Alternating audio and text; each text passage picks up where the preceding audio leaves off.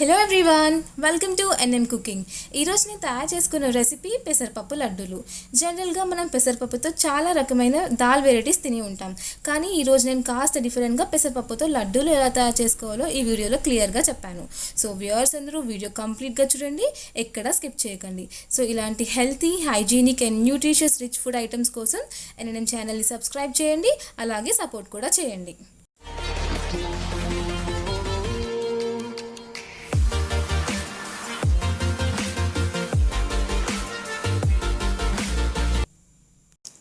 ఈ పెసరపప్పు లడ్డూలకు కావాల్సిన ఇంగ్రీడియంట్స్ నేను ఇంగ్లీష్లో కూడా మెన్షన్ చేశాను, కావాల్సిన వాళ్ళు చూసుకోవచ్చు. సో దీనికోసం నేను ఒక 1 కప్ పెసరపప్పు తీసుకున్నాను. సో 1 కప్ తీసుకున్నాను. నెక్స్ట్ నేను ఏం చేస్తున్నానంటే ఫస్ట్ ఒక ప్యాన్ పెట్టి అది కాస్త వేడెక్కిన తర్వాత దీంట్లో నేను ఆ పెసరపప్పును వేసుకున్నాను. సో పెసరపప్పు వేసుకొని మంచిగా వేయించుకోవాలి. సో మనం వేయించుకుంటే ఇక్కడ పెసరపప్పు కలర్ అనేది చేంజ్ అయిపోయింది. సో కలర్ చేంజ్ అయ్యేంత వరకు లో ఫ్లేమ్ పైన పెసరపప్పు మాడకుండా మంచిగా వేయించుకోండి. చూసారా, ఇక్కడ పెసరపప్పు కలర్ మంచిగా చేంజ్ అయిపోయింది. సో ఇది మంచిగా వేగింది, మాడలేదు. సో మీరు ఫ్లేమ్ మాత్రం హైలో పెట్టుకోకండి. ఒకవేళ ఫ్లేమ్ హైలో పెట్టుకుంటే పెసరపప్పు మాడిపోతుంది. సో లో ఫ్లేమ్లోనే పెట్టుకొని మంచిగా వేయించుకోండి.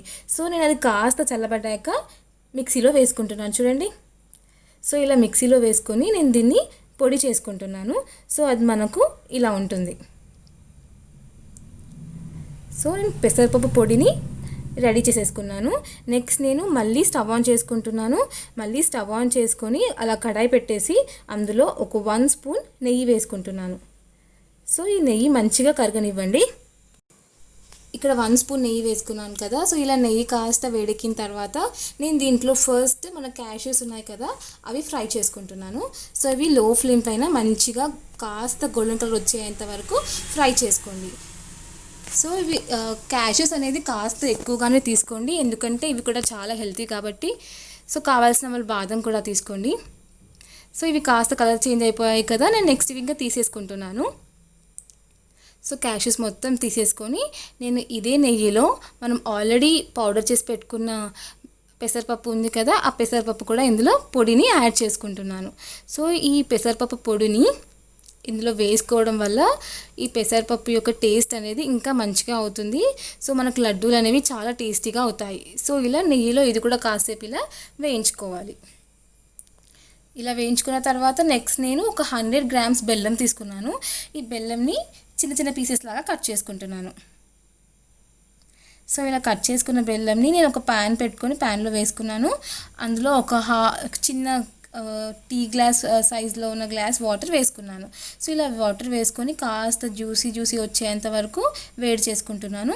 సో ఇక్కడ బెల్లం మొత్తం కరిగిపోతుంది, చూసారు కదా. సో ఇలా కరిగిపోయిన తర్వాత నెక్స్ట్ నేను దీంట్లోకి మనం పౌడర్ చేసి పెట్టుకుని నెయ్యిలో వేయించుకున్న పెసరపప్పు పౌడర్ ఉంది కదా, నేను దాన్ని ఇందులోకి యాడ్ చేసుకుంటున్నాను.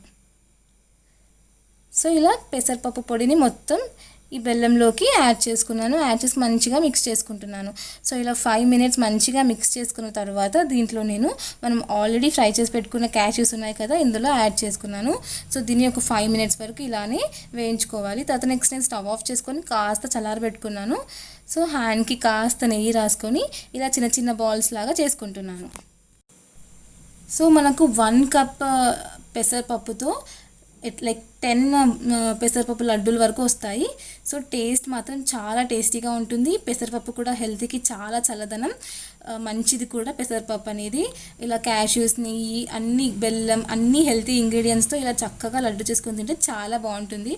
సో ఈ వీడియో మీ అందరికీ నచ్చిందని అనుకుంటున్నాను. ఒకవేళ వీడియో కనుక నచ్చినట్టయితే ప్లీజ్ లైక్ చేయండి, షేర్ చేయండి, అలాగే subscribe to NM channel and please support us.